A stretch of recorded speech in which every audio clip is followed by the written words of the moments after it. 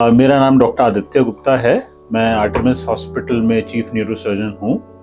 तो आज हम बात करेंगे ब्रेन ट्यूमर और उसकी डायग्नोसिस। तो देखिए, ब्रेन ट्यूमर जैसा हम जानते हैं, एक ब्रेन में एक ग्रोथ है, एक न्यू कलेक्शन ऑफ सेल्स है जो कि एक गांठ या एक ट्यूमर बनाते हैं और ब्रेन में स्पेस ऑक्यूपाई करते हैं। अब हमारा जो ब्रेन है वो स्कल के अंदर है, जो एक तरह से एनक्लोज स्पेस है।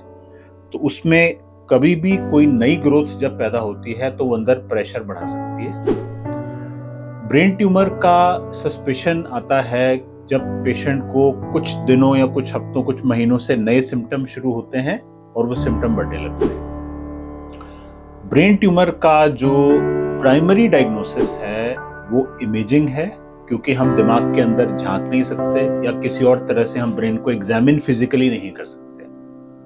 आप जानते हैं, पेट की बीमारियों में पुराने ज़माने में खासकर डॉक्टर पेट पे हाथ लगा के या छाती का डॉक्टर स्टेथोस्कोप लगा के कुछ बेसिक डायग्नोसिस बना पाते थे। तो हम ब्रेन की बीमारियों में न्यूरोलॉजिकल एग्जामिनेशन करके हम एक बहुत रफ आइडिया लगा पाते हैं कि ब्रेन के किस हिस्से में बीमारी है।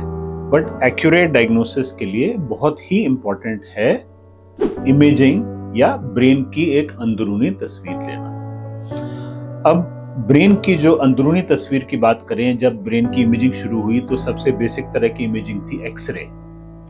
एक्सरे में हमें ब्रेन ट्यूमर के बारे में आमतौर पे बहुत ही इनडायरेक्ट इंफॉर्मेशन मिलती है। अगर ब्रेन ट्यूमर ब्रेन का में अंदर प्रेशर बढ़ा रहा है तो उसके इनडायरेक्ट साइन हमको एक्सरे में दिखाई देते हैं। तो ब्रेन की इमेजिंग से मिलने वाली इंफॉर्मेशन काफी लिमिटेड थी उस पॉइंट तक, जब तक कि सीटी स्कैन नहीं इन्वेंट हुआ था। सीटी स्कैन इन्वेंट हुआ 1970s और 80s में, और उस टाइम फर्स्ट टाइम हमारे पास वो कैपेबिलिटी आई कि हम सीटी स्कैन की इमेजिंग के बाद दिमाग के अंदर के स्ट्रक्चर्स को बिना खोले हम देख सकते थे। तो काफी सालों तक सीटी स्कैन की वजह से एक बहुत रेवोल्यूशन आई, जिसमें सिर की चोट के पेशेंट्स को भी बहुत फायदा हुआ कि अंदरूनी ब्लीडिंग है या नहीं है। जिन पेशेंट्स के दिमाग में पानी जमा होता था, जिसको हाइड्रोकेफलस कहते हैं, उनके डायग्नोसिस में भी बहुत फायदा मिला। और ब्रेन के कुछ ट्यूमर्स जो कि सीटी स्कैन, और खासकर जब हम एक इंजेक्शन देके सीटी स्कैन करते हैं जिसको कॉन्ट्रास्ट सीटी स्कैन करते हैं, उसमें काफी सारे ट्यूमर्स का बहुत अच्छा डायग्नोसिस बनने लगा।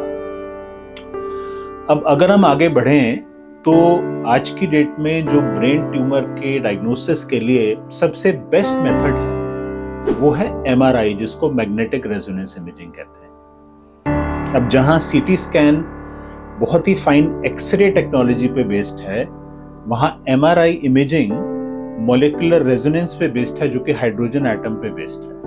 तो आप अंडरस्टैंड कर सकते हैं कि बॉडी की हर टिश्यू में हाइड्रोजन एटम मौजूद है, वाटर के हर मॉलिक्यूल में हाइड्रोजन एटम मौजूद है।